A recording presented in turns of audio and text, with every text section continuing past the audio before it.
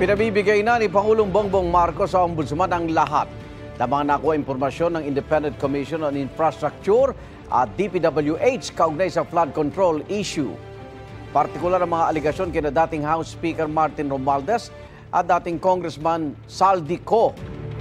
Lahat ng nakuha nila na impormasyon ay ibibigay na sa Ombudsman para imbestigahan. Ito ay tungkol sa mga impormasyon ng dating Speaker Martin Romualdez at saka ni Saldico. Sabi ng Pangulo, susundan ng Office of the Ombudsman ang mga ituturo ng mga ebidensya.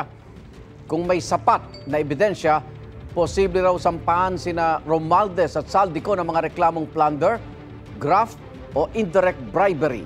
Sina Romualdez at Co ang tinuturong nasa likod ng questionabling insertions sa 2025 budget. Kumikbak din umano ang dalawa sa flood control projects. Nauna na itinanggi ni Romualdez ang mga aligasyon. Si Co naman idiniin si Romualdez at ang Pangulo kaugnay sa insertions. May 3 ng kaso sa Sandigan Bayan laban kay Co kaugnay sa substandard flood control project sa Nawan Oriental, Mindoro.